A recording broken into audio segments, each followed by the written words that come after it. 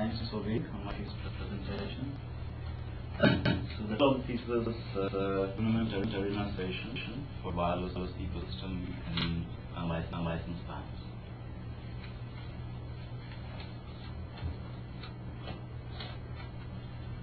Just to give you an outline of how I intend to proceed on this is first give an idea about the background, the problem, unlicensed bands, etc., where this thesis fits in.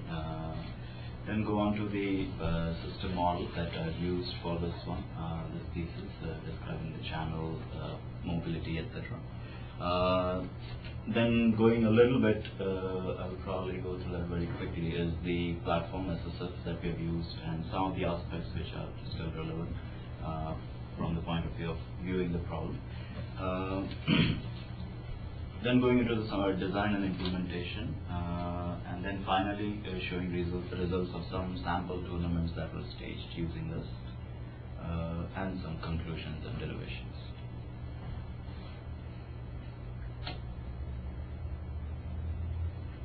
Okay, unlicensed bands, very simply put, special radio spectrum allocated by the FCC, no federal license necessary for operation in the bands, and there are very minimal controls on the usage of spectrum that need to be adhered to.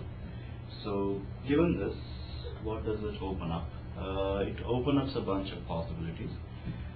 Spectrum allocation acquisition becomes very easy in terms of time needed as well as the amount of money you need to spend on it. The operation in the band is less restricted and hence less complicated, or could be less complicated. And lastly, it has the possibility of promoting more diverse communication systems and just trying more diverse and novel things. So those are the possibilities. On the other hand, the pitfalls are that now you have a bunch of autonomous, possibly non-cooperative wireless systems transmitting in one spectrum, band of spectrum. So the multi-axis interference is going to be more uncontrolled, or rather is more uncontrolled. And there is also the possibility that there could be some really dominant systems existing in the scenario which preclude the existence of other systems. So that taking away the main advantage or intuition behind unlicensed bands, which is of promoting diversity.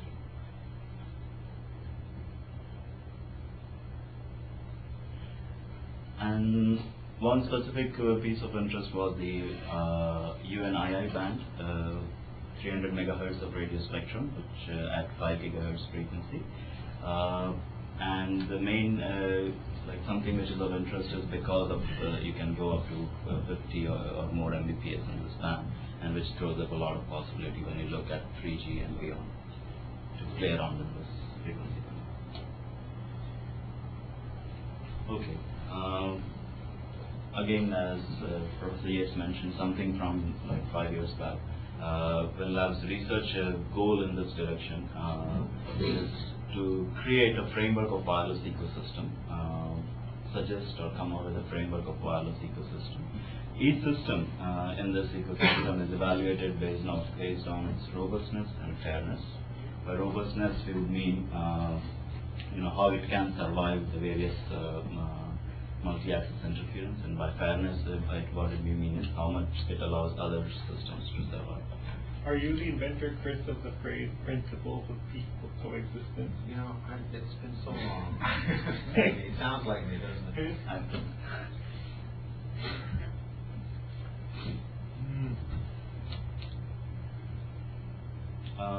Perform evaluations, and so that we can get idea about the types of systems and technologies that can cohabit in the unlicensed band. Derive principles of peaceful coexistence, and end of it all, come out with some recommendations for the type of modulation schemes or multimedia access mechanisms, adaptation strategies which might be ideal and optimal for this type of environment.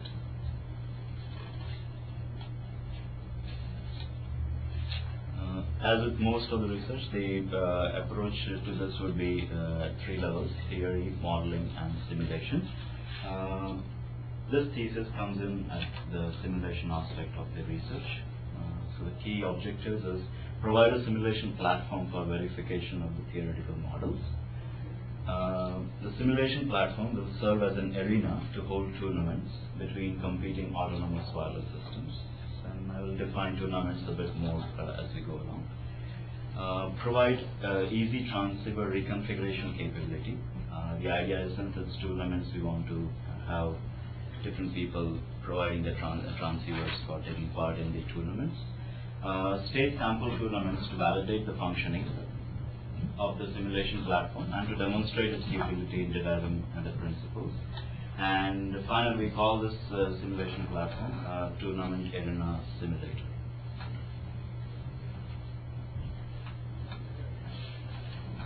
So this is essentially, I know this, but this is a substrate for simulation. Right. Okay, as opposed to searching through the, what's a good word for it? For the space of all adaptive algorithms. Right. So not that. You're not searching for adaptive algorithms or actually fighting things against each other, except just to test them for your test bed. That's correct. So when this project started, the idea was that, and of course there was somehow you needed a job and you moved on, but the idea was like you would learn how to write these competitors in Java code, and people would mail them into his program, and he would send back the results as to who beat on who, how much, right? And then people would sort of, we actually thought about humans holding these machine search. Yeah. Okay. And we interfaced it with the data viewer, and also that it could be viewed online by people in places. And it was literally just Java code. You didn't try to parse the Java code down into some sort of minimal representation. Roy knows where I'm going with that. Yeah, we didn't try to get to a genetic algorithm kind of, or You answered the question, thanks. yeah.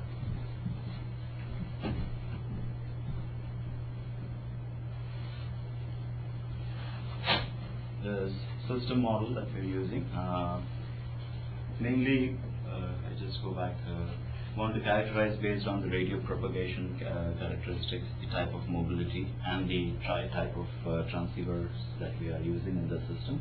So here the idea is to define some rules for some set of rules, and then within that we are trying to do different things, try out different combinations, etc. But these are the guiding principles, the rules that we follow. So the first is under the radio propagation. First is the distance loss. We have distance losses in the system given by d to the power minus alpha. The propagation constant we've used is equal to 4 in this case.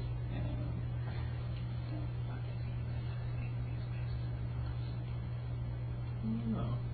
So what happened to your fonts, do you think? We've got some evil. I think when I resized it, your font, anyway. That's the whole equation, and then pasting and resizing. Yeah. Word. PowerPoint can be evil. The second characteristic is the additive white Gaussian noise given by power spectral density N0/2. Last part, at this point, there is no short scale or long scale fading considered in the experiments. There is a possibility to turn log normal fading on based on some function, but it has not been tested. So right now, we are just focusing on the multi-axis interface, so distance losses and noise. The geography essentially is a rectangular grid, flat. Mobiles can take up any position on the grid, and the length, width, and the minimum resolution between the different mobiles is definable or configurable.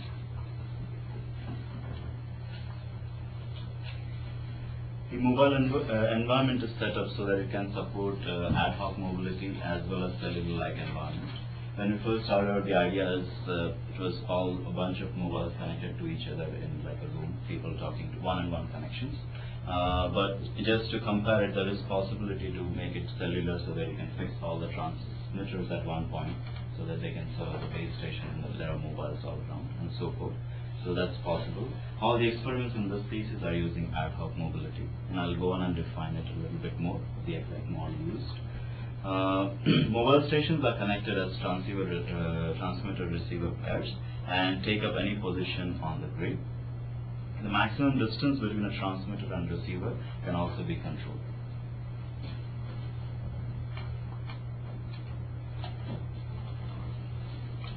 The mobility model we use is random waypoint mobility, which means that there are three mobility coordinates, theta, nu and tau. Theta is the direction of motion, which will be uniformly distributed from 0 to 2 pi. Nu is the speed, uniformly distributed between some minimum and maximum speed. And tau would be the duration of motion for which the mobile moves with this speed and in this direction. Is that a module that you can stick in and out? Yes.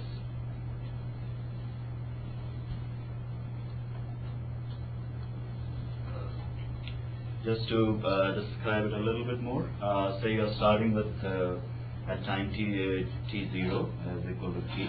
So randomly you are generating a variable theta 0, a variable for the direction, a variable nu 0 for the speed, and tau 0. And then the mobile starts moving in that direction at that speed for the duration t0. When it reaches that point, again it generates a new set of coordinates, a new theta 0, a new speed, and it moves in that direction. And continuously the mobiles keep on moving like this in the grid.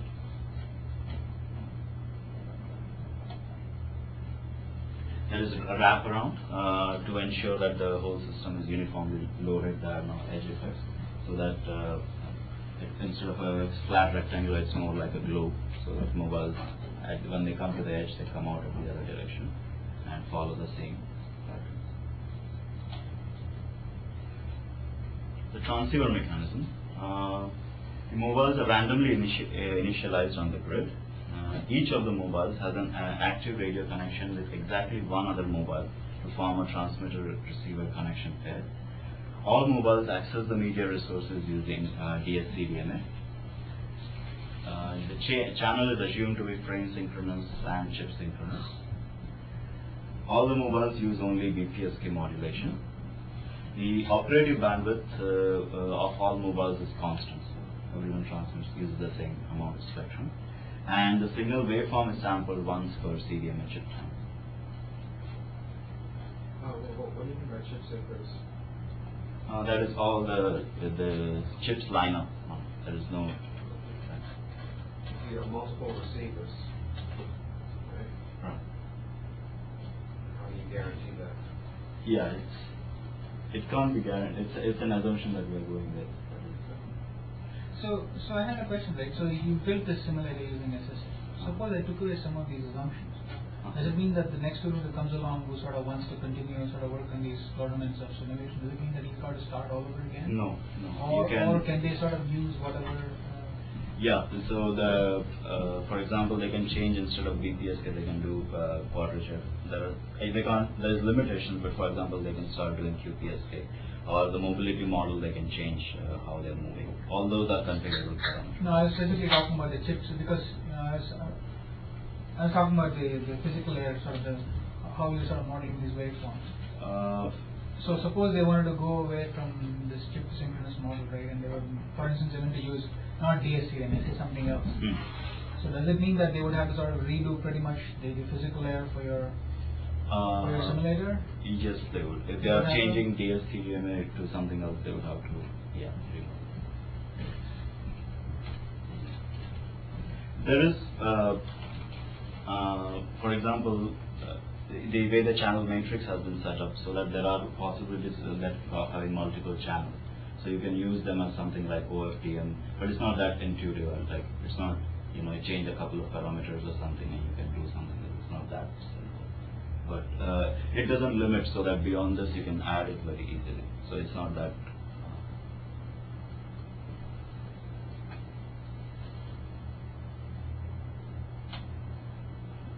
Wait, can you make an argument? I mean, I know where you're going, I think. Can you make an argument that there's some sort of, some set of primitives that can basically cover everything that you could write? Or, it seems like it...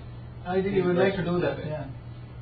This seems very specific. But we did this Like I said, with all the WCD and the multi-cell stuff for Docomo, right? We were doing this big project, so this happened after that. Yeah. So why did you restrict yourself to just with chip synchronous? Is there any reason? Yeah. So the idea was to have a signaling model that's simple enough that people aren't busy in designing their transmitter receiver pair, thinking about, maybe I should have an equalizer, or maybe I ought to, right? Or maybe I have to worry about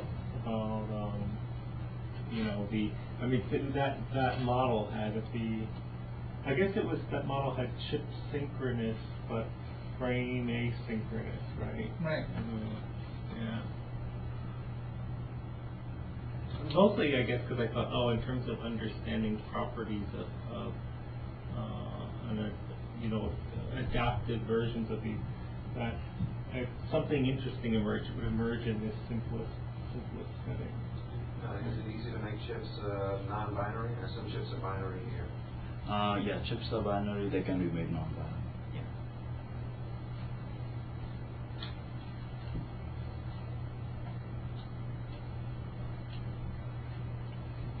So the mathematical modeling receives signal at the receiver, given by the link gain, which is Hij, the bit energy Ei, the actual bit transmitted, and the signature sequence.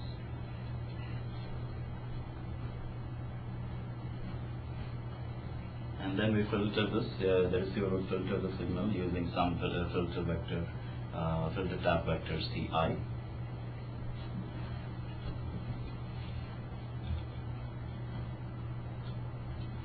And this will sort of be the signal to interference ratio, which is also a standard equation. And now considering match filter, this will come down to where Ci is equal to Si, if the user knows the sequence.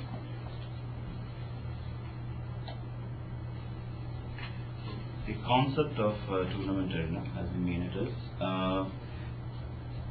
as probably I've already said before a couple of times, mobiles are connected as transmitter-receiver pairs, and each pair can be theoretically one particular type of autonomous system, having its own transceiver algorithm, adaptation strategy, and such. So that's one system. Or you can have a few pairs of mobiles all doing one thing, and that will be one autonomous system. So that's the first thing to keep in mind. What does each user have access to? So let's be very simple. Let's say there's a base there, I'm talking to that base. Right. The base has access to all the signals that are impinging on it, I would assume. This is all, it's a one-on-one connection between two users. So each user knows the signature sequence of its transmitter, and that's about it. Can it measure things like the covariance or can the covariance be measured somewhere and sent back to a user? Yes, that could be it. So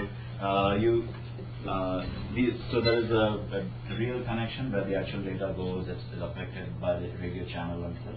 And then there is a feedback channel also provided, wherein you can feed back information about like signal to interference ratio or something, based on which you can adapt either your rate, power, sequences.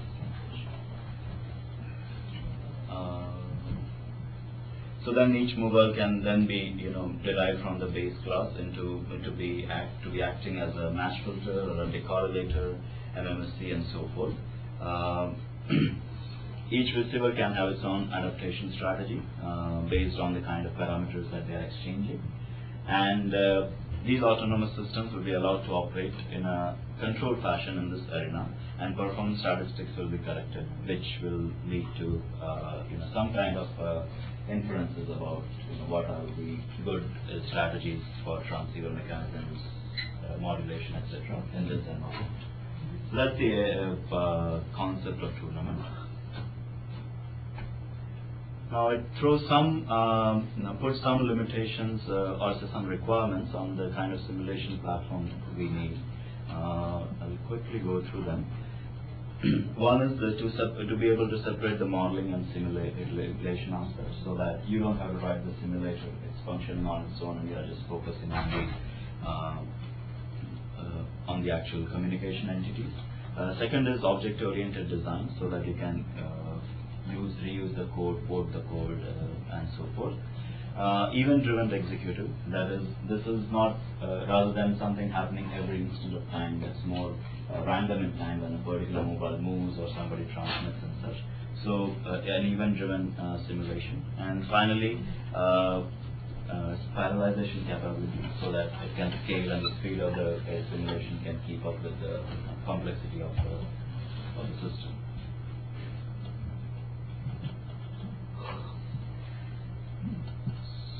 Given these requirements, SSF, Scalable Simulation Platform, which used to be really hard at that point of time, was decided as the simulation platform. What J stands for? Yeah, I'll come to it right here. So SSF stands for Scalable Simulation Framework. It's a discrete event simulator, public domain standard for simulation of larger complex systems. It has two bindings for the API, Java and C++. So J is the Java binding, JSSF. It provides portability of codes across SSF systems, and you can have reusable code blocks, classes, so that the generic functions of a communication system can be reused. And just to give you an idea of how it will go is that basically it is written, and if you break it down to the bare bones, it's either written in C++ or Java. These classes, this is brought together into foundation classes, which are then, here is where JSSF comes in, or our visibility into JSSF. That is, these Java classes are given some kind of feature or functionality, so that they act as an entity or a process or an event and so forth. And then our job as a person using this platform starts from here, wherein we use this functionality and give them more additional features to make them do more specific things. So there are five main base classes, JSSF base classes that we work with: entity, process, event, in-channel and out-channel. And rather than describing it here, I'll just show you one picture to give you a quick idea of how it is. So entities are physical, could be physical objects like mobile transmitters, could be base stations, radio base stations, and so forth. The characteristics of an entity is defined by the type of processes that are running in them. So that if it's a transmitter, you would have a transmission-related processes. If it's a receiver, you will have some kind of demodulation, etc. running in there. They talk to each other. Entities talk to each other through channels, or in-channel and out-channel. And the information that you share across the channels is sent encapsulated within something called an event. So this is the bare bones on which we build the simulation. You sync up events? Channels? There are various ways. There is wait methods, so that you can. There are methods which give you a time lag that this event will happen. So there is an event generated and timestamp put on the event. So basically, at that point of time, all those events which are supposed to happen that time are triggered.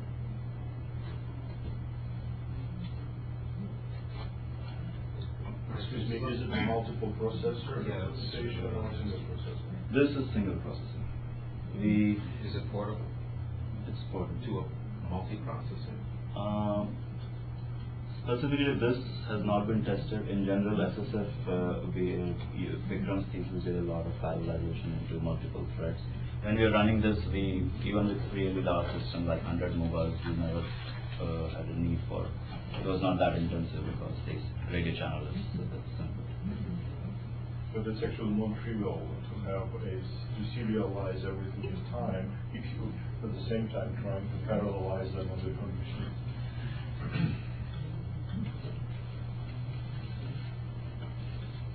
Parallel processing is tricky. Like, we worked really hard to use that, the 10 processor box, right? Yeah. Now that box is slower than the 1 processor box. Yeah, Like all 10 together. Big machine. Yeah, it's big, and you can use all 10 simultaneously. It's big and slow. Big and slow, right. But when you started, big was still fast, right?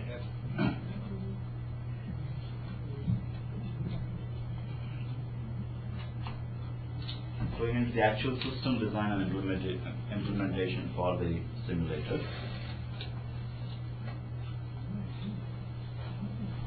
Again, there is some verbiage. I'll just point out the main things which might be of interest if we are thinking about, how do I reconfigure the system, or how do I put in new transceivers in it. So I'll just touch upon those aspects.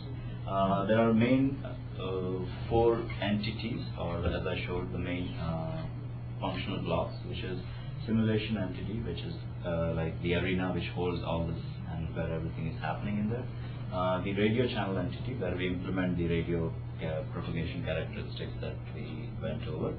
The mobility entity, which takes care of the mobility management, makes sure that the coordinates are generated and the mobile is moving and keeping track of all that. And the mobile terminal entity, which is your mobile station, could be configured as a transmitter or receiver, and all the other variations, like could be configured as match filter or some other transceiver, could do rate adaptation and so forth, all these things. Okay. Again, these 3 I think are important, and it's tied to your question before, whether what kind of information can you exchange. So there are a lot of channels and events and such, but 3 things I wanted to identify was what we have is a real data channel, which is a real data channel, a fake data channel. So basically, it's data channel meaning you are transmitting useful information, like data information bits on it. The real data channel means it's actually going through the radio channel, being affected by the radio channel effects. The fake data channel bypasses the radio channel effects, so that the feedback, for example, about the whatever feedback to increase the power or decrease the rate, that doesn't go through the channel effects. And then there are info channels, which are not like physical air channels, but more simulation channels for transmitting information about state variables, triggers, and so forth. So putting all this together, a very simplistic map would be, this is the simulation entity, which houses the radio channel and the mobility entity. And then there are a bunch of mobile stations which are configured as transmitters, and a bunch of mobile stations configured as receivers. And so the real data channel goes through the radio channel and to the receiver, and then the fake or the feedback channel goes from the receiver, it's dotted, to the transmitter. And then there are info channels.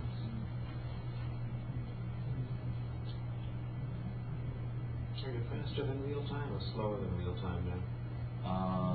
Slower than real time. About how much slower? 10, 100, 1,000? Probably 10. So what does that mean?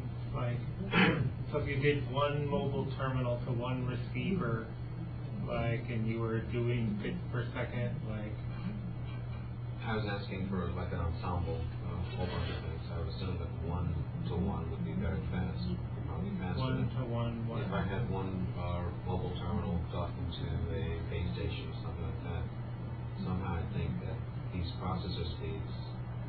So that would have to be something like, if I said, oh, do 1 million bits of that, and it would take you a minute, 10 seconds. It will probably take somewhere closer to 10 minutes. For 1 million bits? Yeah. Oh man. About 10 minutes. So you're trying to do some math, 10 minutes. Yeah, so 600 it's about a factor of 10, just like you said, off of where you want to be. If it were 10 kilobit per second channel, it's a factor of 100. So you're doing like 20 kilobits. Okay. Alright. So you're pretty good, right? So you're getting, probably if you do more terminals, you'll still get something on the order of 20 kilobits aggregate, right? I think Biggram used to get 10 to 100 bits per second aggregate, because of all the stuff he was doing for the 3G protection. The difference 10 years makes. I think it's just that he was doing something way more complicated. No, I think if you did that even now, He would do the same. And we had this joke, right? If you eventually the idea was to integrate this up with TCP and all. And like stuff. So it'll take 2 days to do 1 bit. Yeah, that's a joke. Okay. A few comments about configuring the transceivers, because again, as it was mentioned before, the idea is somebody can submit their transceiver scheme to you and you can quickly implement it, or even they can implement it. So how close are we to that? The TS aims to support easy addition of new participants into the tournaments. The idea is that different researchers who may not have in-depth knowledge of the simulator or the JSSF programming can submit their transceiver systems for performance evaluation. This imposes a few requirements on the simulator. Obviously, first is the code remodeling that you should be able to derive from standard classes and reuse the code. Second is the module encapsulation, so that if I'm messing around with the transceiver, that doesn't mean that I will need to change the radio channel and so forth. So to make sure that the transceiver module is really encapsulated and independent. And third is the dynamic class loading, so that when the simulation runs, it can go through a bunch of files and pick the right file and load it up as a transceiver and starts using that file. And there are some minimal rules about to follow, but other than that, it's fairly smooth. So just to take that or specify further the hierarchy that we talked about. So we start, as I said, we start working with the SSF-based classes, which is the entity, for example, and we provided some specific characteristics that it needs to be DSC, DMA, and so forth. And then it becomes the mobile terminal, which is our generic transmitter. And then any one of you could come in and start implementing it as either a blind decorrelator or a MMSC or so forth.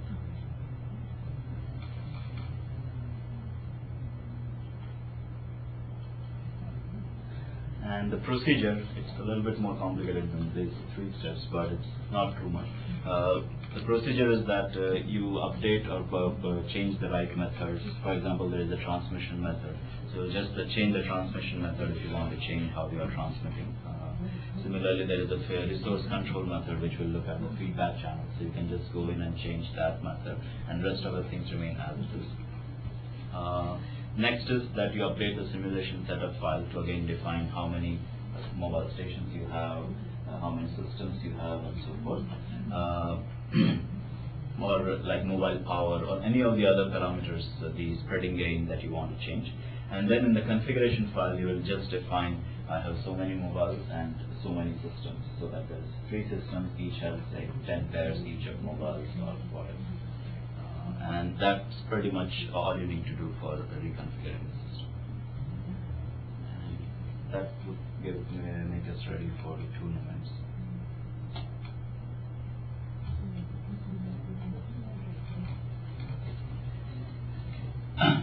The transceivers that we experimented with in this are match filter receiver, decorrelating detector, and blind adaptive decorrelating detector. Each of this was validated against the theory to see that it was working reasonably close to the expected.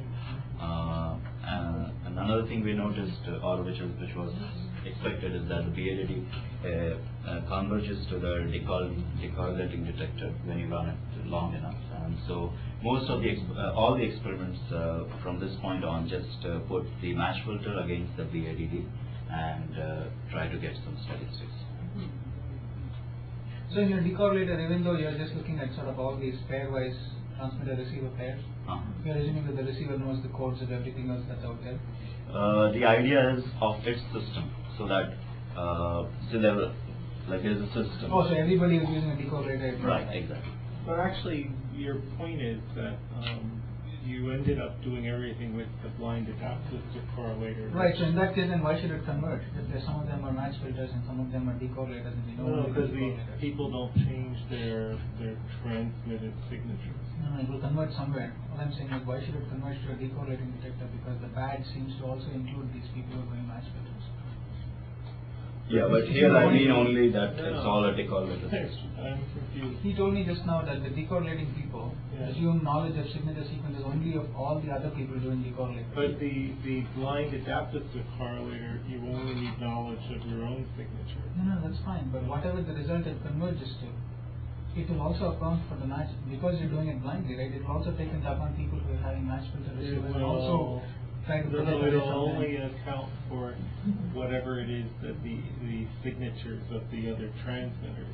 Right, and some Whether of them those are- other receivers use other people use match filter or anything else, who cares? Right.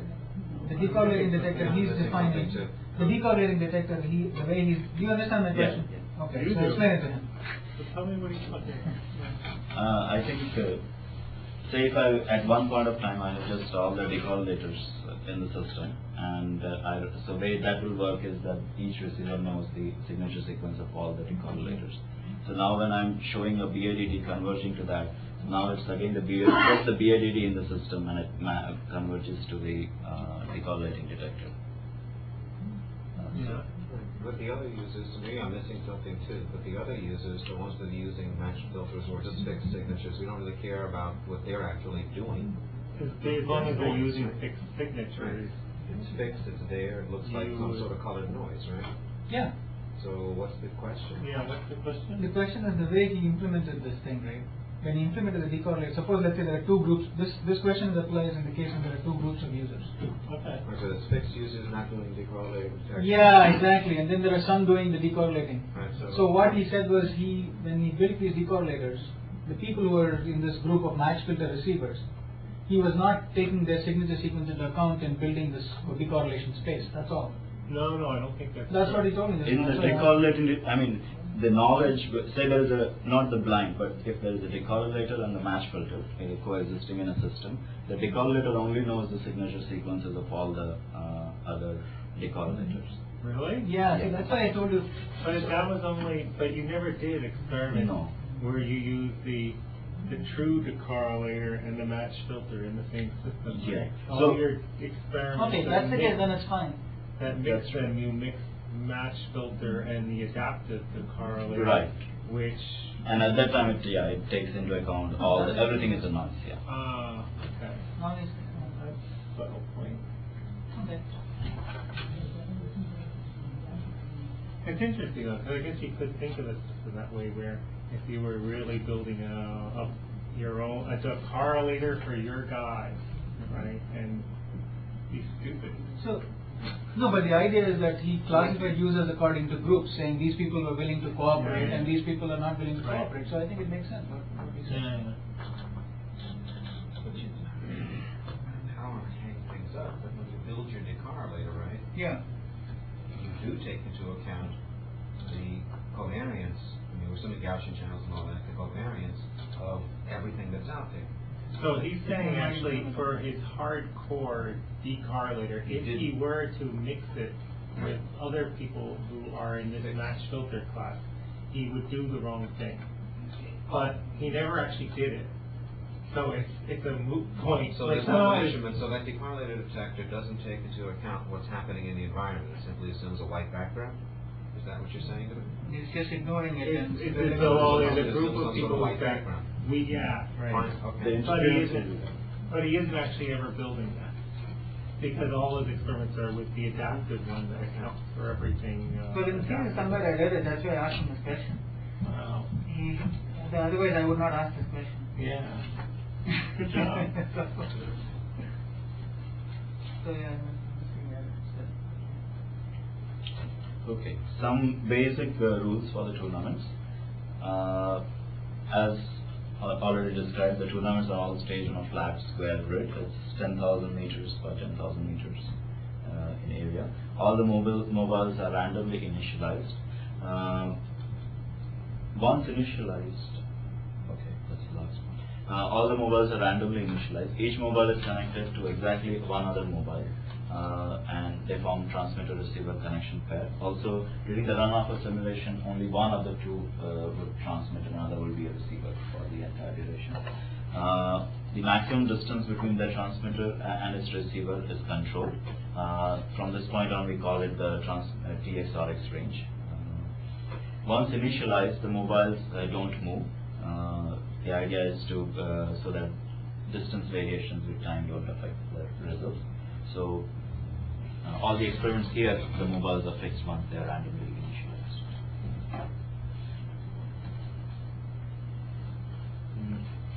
Some performance metrics that we are using here.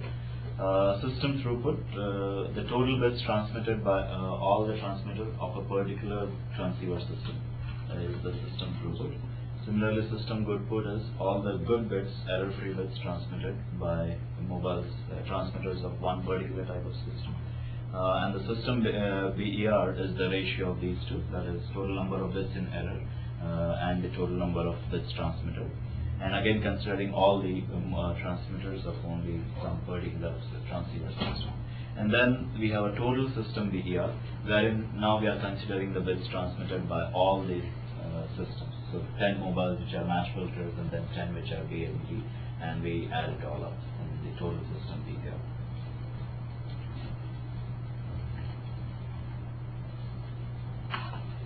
First element, single simultaneous transceiver system in the arena, meaning there is only one type of wireless system operating in the arena. The purpose is to look at the individual performance of the system. Round A, all the mobiles are initialized as match filters. Several sets of experiments are done. For each set, the transmit-receive range is kept constant, and the number of mobiles in the system is increased. Each set is run till each transmitter is transmitted 100,000 bits, and then the system BER is calculated. And when you do the round B, it's exactly the same. Everything is exactly the same, except that the transceiver is now a BADD.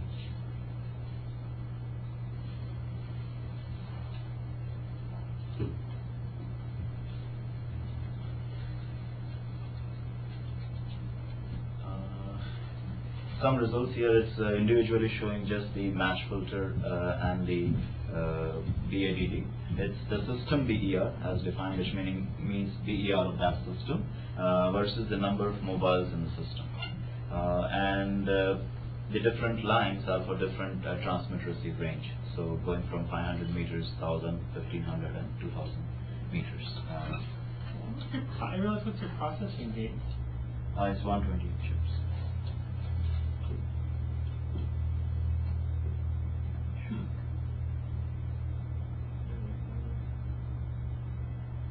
I guess like you're really, like I was thinking about this, and now I think, oh, this looks quite, even match filter looks sort of terrible.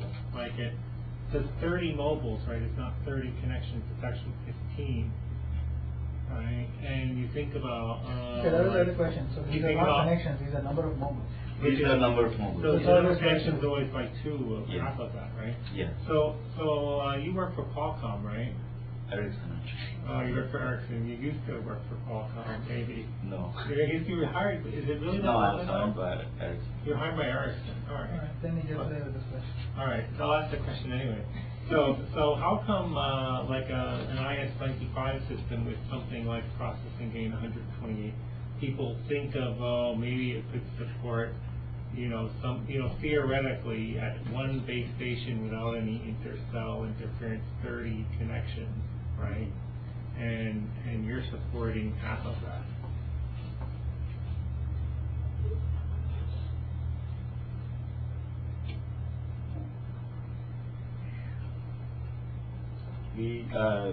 One thing could be that there is no other no adaptation, power control, nothing is happening here, and it's all two mobiles can be here, and one transmitter could be really close to the receiver of the other. Yeah, because I there is. think that's the key. I don't understand. I had a question on that too, because I didn't understand how you were setting the transmitter. You made some comment about everybody was using a power level so that they all had the same receive power, some comment like that you made. I didn't quite understand how you were setting the power levels.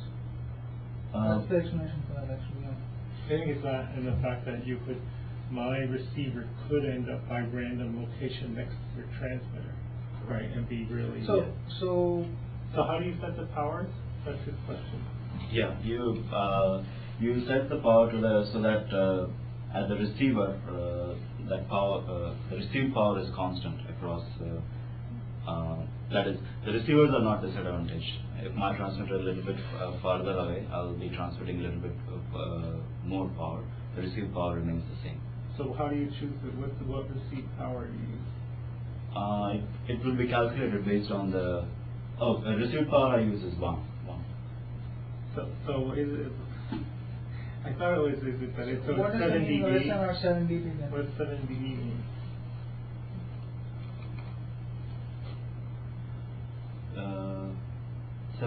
Okay, by 7 dB I just mean one transmitter receiver pair in the system. The system noise there is 7 dB. The signal to interference ratio. So there was just one transmitter and one receiver, no other. Then it's transmitted so that the SNR is 7 dB. So that's how you set receive power? Yeah. So no matter where the location is, you're setting the Yeah. SNR to be 7 dB for Yeah. each pair? Yeah. That's why you're getting all these bizarre results. The next curve also, I think, probably Okay. explained by that. Alright. Could you, before you do that, just give me the geometry of what's going on here? So what are the transceivers are scattered somehow, and are they Just all moving around around. a bit? Yeah, they are scattered all around, except that most likely the transmitter receivers are defined by a range that they are within 500 meters or 1000 meters of each other, but they could theoretically be anywhere on the grid. So I think the transmitter can be anywhere, and then he randomly places the receiver inside a circle of radius, the range, whatever it is. And then does that again, and then does that again. So Does that random again. pairs until he places them all. So each So you could have a transmitter and a receiver for different pairs right next to each other. Yeah, I get it. Okay. Right? And that's why, these numbers, if you look at it, thank God they're not working for Qualcomm. but it's, but that's your license band, right? Yeah. No, I think it's a good point actually. To say Yeah, it's the whole idea, and it is a configurable parameter, so you can actually set so that it will go in an iterative loop so that you can ensure that this transmitter and that receiver are also. So now I don't understand what you meant by validating theory versus this in a situation like for a situation like this. I mean, you seem to have validated theory for things where you could sort of pair point-to-point link. You did a decorrelator. I mean, with 10 pairs of transmitter and receivers, you did a decorrelator. That's what you said, right? Yeah. So is this the BRs that you're plotting sort of average across all the pairs? Is that what you were plotting? This one is it's average across the pairs. Yeah. So here you had some results where you said you have some theoretical numbers, right? So here, you're having 10 transmitters could be anywhere and 10 receivers could be anywhere, and each of them is building a decorrelator, right? Yeah. Depending on sort of which pair you're looking at. So did you just average out over there? Yeah, it's average system interface, BER. So you just computed the theoretical BR for each pair, and then you sort of took the average across all the things you saw? Yeah. And those are lining up with your simulation? Yeah.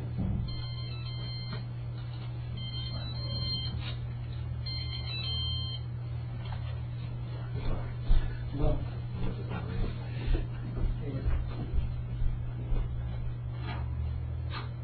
So what sort of system was this where you have these bunch of point-to-point links? I mean, what's the basic idea behind it? Basic idea is that some very elemental thing in an unlicensed band is two people decide they want to communicate over some distance, and they're going to try to do their best to do it, right? And there may be other pairs of people randomly here and there who decide they want the same thing, right?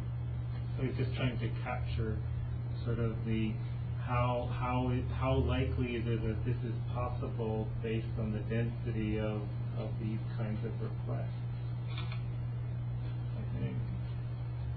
And so somehow some element of that is that if the people try to do this over shorter ranges, then life is a lot better. That's what it's like. If in both all of his results say, right, when he makes the range, well, you should say this, and I might say it.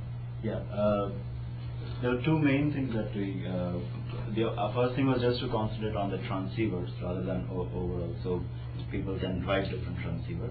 And secondly, I experiment with the range, and one thing which really jumps out of this various tournaments is whenever you go beyond 500 meters of transmit receive range, there is a very significant drop in performance. How big is the arena that you can put things down in? So This you is- pick that random. There's a universe that you can put things down in. That's a certain size. That's how big. How big is it? That is 100K by 100K. So 10,000 meters by 10,000 meters. So yeah, so it's kind of like throwing different sized circles down Yeah. on top of each other, and if the circles are smaller, right, then they're not going to overlap as much. Yeah, but I think I hope you're going to show that interesting graph. I pointed to Roy. We should try to understand that a little better. So we'll see if we get We'll see if we get there. He Yeah. thinks it's an interesting one. At least I don't know how to explain it. Anyway, Look at page 80. so let's see if he gets to it. If he doesn't, then we Yeah. can ask him afterwards. But So this is a test. If you don't show us the interesting graph. Yeah. So now putting the results on the same slide, looking at say the two extremes, 500 meter and 1500 meter ranges, where we can have some derivations wherein if you see that when that if you say assume that 10 raised to minus 2 is your performance threshold, a bit at a rate, then you see that transmit receive range when it's 500 you have and it's a mobile with a match filter system, you'll have just about 18 connections that you can sustain. Hey, Kinjal, sorry, one more question. So did you do this repeatedly over different locations? Different location, yeah. So how many times did you throw them down? Let's see. I mean, I'm saying like these, take one of those points, like when you say number of mobiles is 10, that means there are five transmit receive pairs, right? Right. So how many different locations did you throw them down at? Uh, You didn't do it just once and put this number no, there, right? no. Okay. It was average. I think about I did 5 runs for that. 5 different places they were initialized and run for it. 5 different places. Yeah. But did you see some convergence there? Because I'm curious why you're always starting, when you have 10, it seems like it always starts around 10 to the minus 3. no, that's obvious, right? Why? It's still not a His huge box difference. is 10,000 by 10,000. He's got 5 connections. They're sort of far apart. His SNR Aren't is all the 7 points dB. starting at all the points starting at 10 to the minus 3? I think his SNR is 7 dB. Yeah, but I understand 7 dB when everybody's at one base station. I don't understand it when there are 5 But- different pairs. But if the pairs are all pretty far apart, right? And there's only 5 pairs, and your processing gain is 128.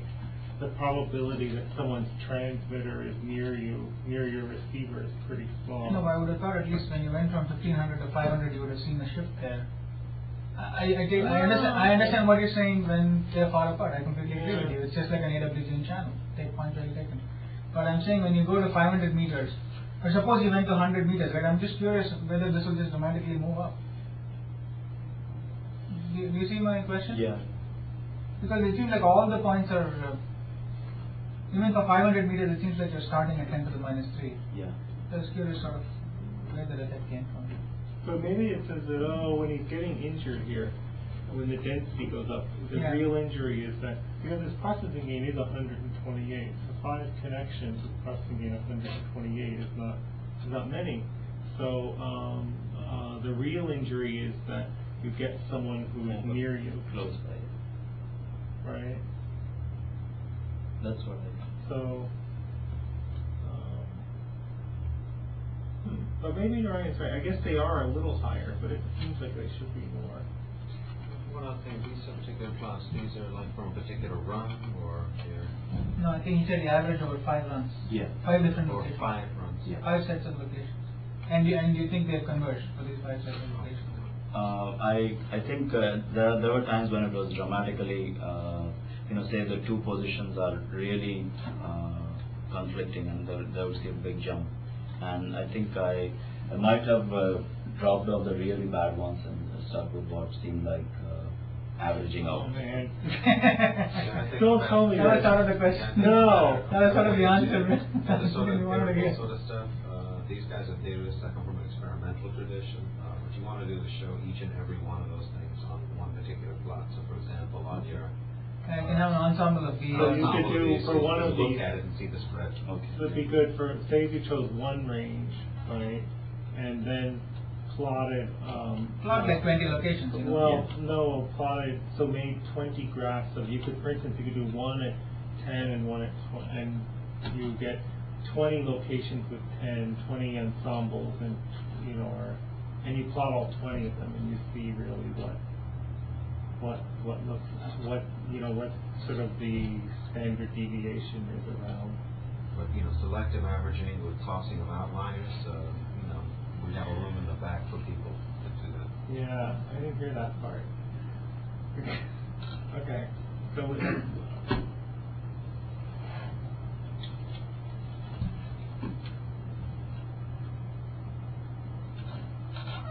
So again, the main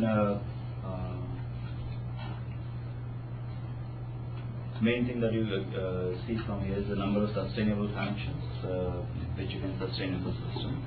So again, there's a big difference between BADD and the match filter receivers from 18 to 44. But again, when you go over to say when the range becomes 1500, that difference is significantly diminished. So again, that range plays a very critical role in that.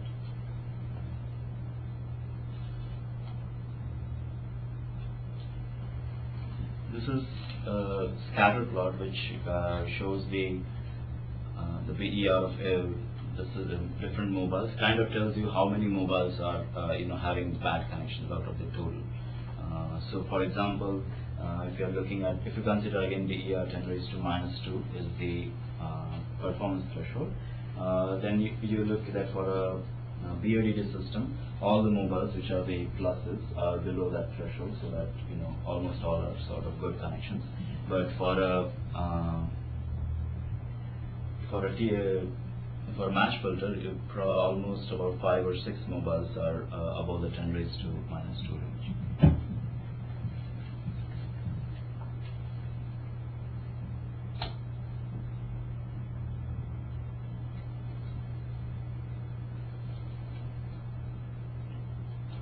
Okay, second tournament is we have 2 systems, and now both are simultaneously operating in that arena. First set of experiments, which is round A, TSRX range is set to for 500 meters. The arena is initialized with 20 mobiles. Half of them are match filters and others are BADD. The experiment is allowed to run again for 100 kbits for each mobile, each transmitter. The system BR for individual systems, that is the BADD system and the match filter system, as well as the total system BR is noted. And the next set of experiments, each time what we are doing is we increase the number of mobiles in the system while keeping the composition same. That is, half of them will be match filters, half will be transceivers, will be BADD. And the second round is exactly the same, except that now the transmit receive range is increased to 1000 meters.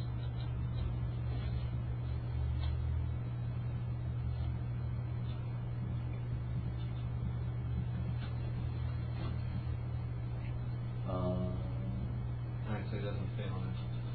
Hmm? It doesn't fail. that's the graph on page 80, and Ryan was asking a question about it. Round B. I wonder what the I question is. I don't know what that is. I've never seen a graph like that. I just wanted you to explain it to me. Oh, come on, your utility functions. I'm kidding. Like BER versus increasing something that is bad. Because BER always goes up. So that's sort of what I told Roy also during lunch. So I didn't understand. So where that why, he's asking why is it So this was not still climbing? I shouldn't even say. Go But ahead. Let's see what the answer is. I think again it will be driven by the, now I'm adding a bunch of new mobiles, and the position where they come up with must be, if Like in this case, it came up with a lot of like bad two more transmitter receivers close by, or the other way around if you're talking about this one. So why is 80 better than 60? That's the question. I think he just told us. This is how you initialize. Sample. So it's Sample not enough space. samples, you're saying? Yeah. You can probably run it, but at least I mean this. I saw this pattern at least like 4 or 5 runs. No, you've seen it for all the receivers, so clearly there's something going on there. Oh. It's not like you saw it only for one of the So receivers. did you use for the did you use the same set of okay.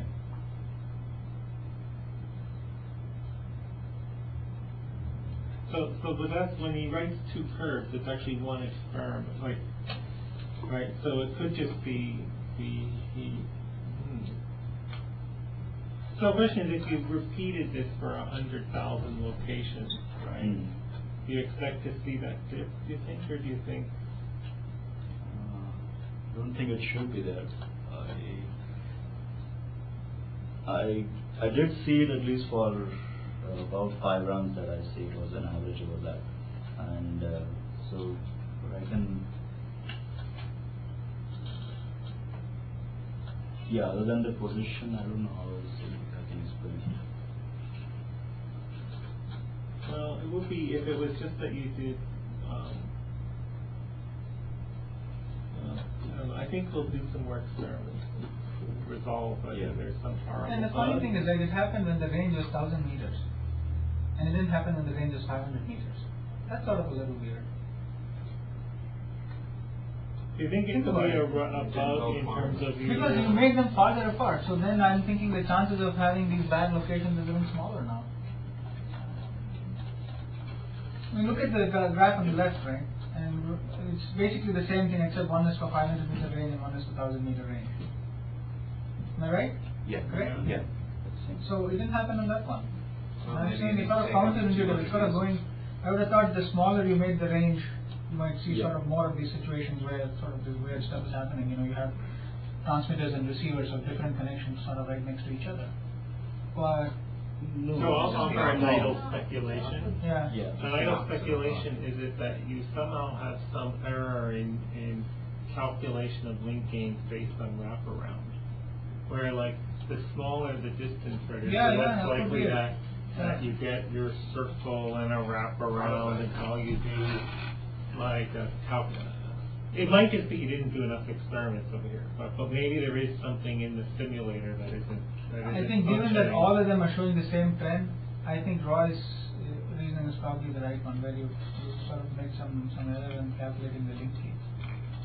If you have wraparound becomes more significant. Like if you did this for 3,000 meter circles, if you saw this persistent dip, right, I would then think there's some bug in your because those it's very easy to code that wrong, Yeah. frankly. All right, we will do some more investigation of that. Again, the 2 aspects to point out were the number of connections that you can sustain with a particular threshold, and also the difference in the BERs between a BADD and a match filter, say when you're looking at 80 mobiles in the system.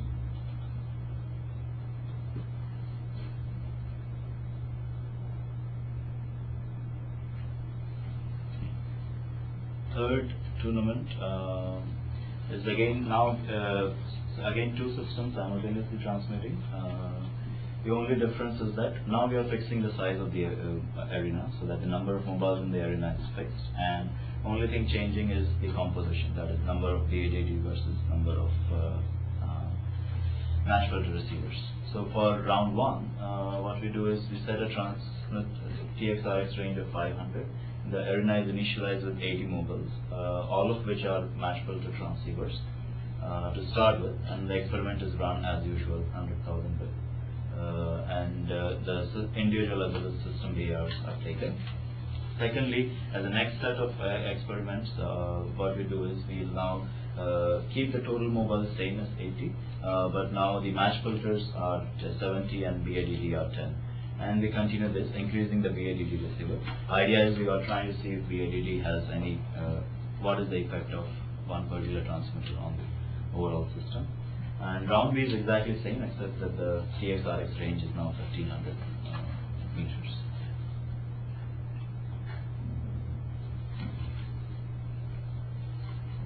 And what we see again, the system BER, which is the individual systems and the total system BER, and versus the number of BADD mobiles, because those are the ones increasing, going from 0 to all the way to 80.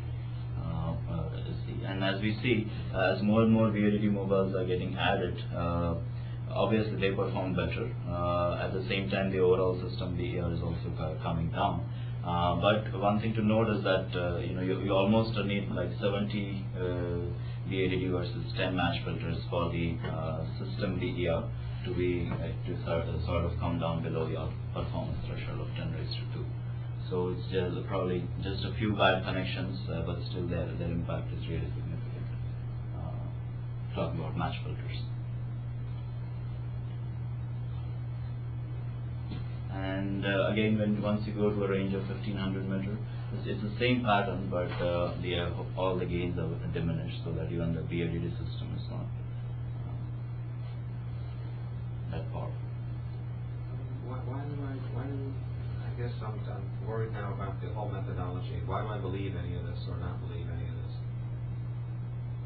You're showing us specific examples that are taken from insufficient statistics over the possible sample space. So I'm having trouble drawing conclusions from these results. Well, I don't know if they're insufficient. Or We have to do some more experiments. Okay. So maybe we should defer that? And I think that it's something that we have to resolve by doing some more Running the repetitions and resolving that. So I guess if I had to make a guess, the wobbliness you see is about the wobbling, gives you an indication of the reliability of what you're seeing, right? And Narayan's bit though might be systemic, right? Or maybe not. It might just be a bad level.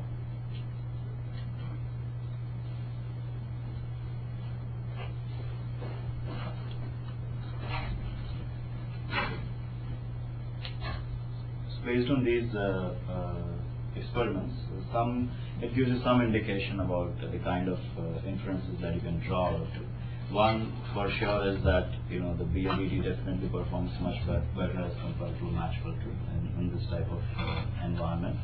Secondly, the range is a big factor, so that beyond 500, and probably it could be broken down further between 500 and 1000, where the actual increase is coming. But typically speaking, beyond 500 meters, for this set of assumption experiment, that seems like a critical TXRX range. There are some insights into how you can actually play the tournament, so that you can focus on one or different parameter. Like for example, one obviously talked the effect of transmit-receive range, or what could be the optimum transmit-receive range given there is some BER that you want, your target BER that you want to achieve, or what might be the optimum system size to achieve a given BER, and say the transmit-receive range is fixed. So this sort of derivations can be drawn, if you set the experiments in that particular way.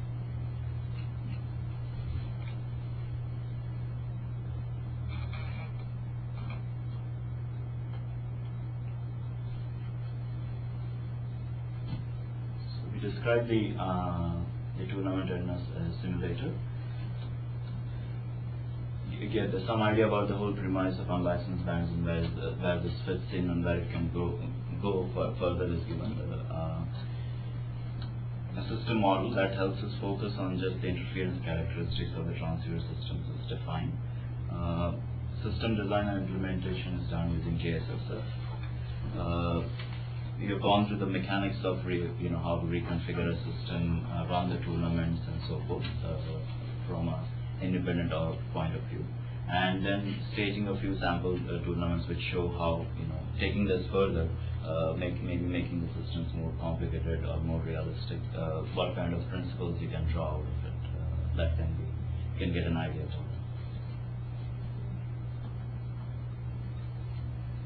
And some of the future things that which we even experimented a little bit during the course of the thesis, but didn't put it as different multiple access schemes, like doing frequency hopping instead of just static sequence and so forth.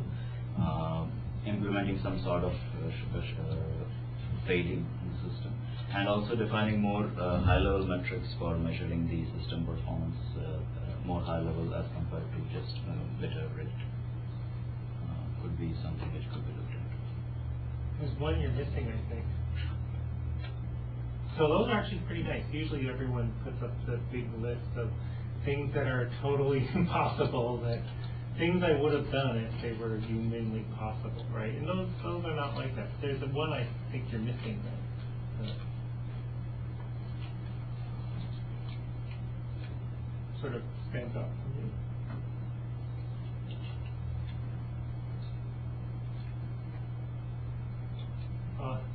Chris Rose. Oh, signature sequence? No, so it's sort of similar actually. It's adaptive transmitters.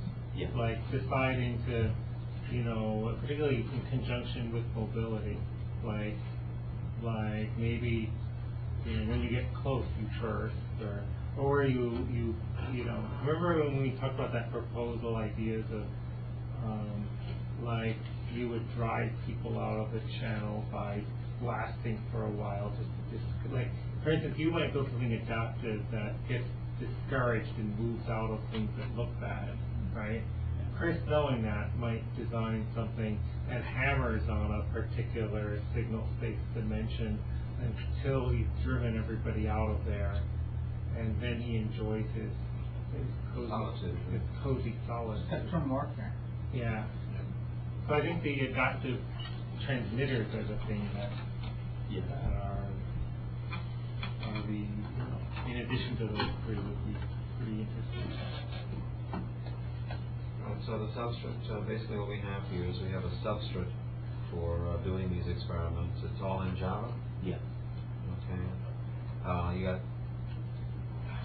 what things are easily changeable? So for example, there's a module that does mobility. Is that an easily changeable thing, or what are the things that are easily changeable, given your experience with the software? Okay. Mobility, you can do easily changeable, like instead of everybody moving, I can fix a group of users, these are fixed and these are mobile. That sort of thing I can do. I cannot go in and do Manhattan Grid or some other mobility system. That is, like, you'll have to do more work. Right, so that's more an operating system thing. So what are the things that people would write? I mean, there are modules. There's an operating system that you've written, essentially. I'm being fast and loose. And then there are modules that other people write to be used on that. I assume the modules have to be easy to write. Yeah. They're specified somehow. So the hard things are, so what is the operating system? What piece is the operating system? Right. So things which they can easily change, for example, is the way I look at this is, one is the transceiver schemes. You can implement in several different types, as long as they are DSC-DMA, like doing rate adaptation, they can do signature sequence adaptation, power control. They can even decide sort of TDM that is not transmitted particular channels. So anything on the transceiver side, could be implemented fairly simply. Mobility, you can experiment with ranges a lot. That is, you can actually have so that force two users to be so much apart. That is, the circles don't overlap. Both the circles are so much distance away, and so forth. Of course, any of like spreading gain or any of those things are all configurable. You can easily change any of those things. We're not running it with processing gain, spreading gain 1, right? But then the source and the receiver, use like a turbo coder or something else that puts redundancy into what are now bits. Yeah, that's possible. Can you do that? Yeah, that's possible.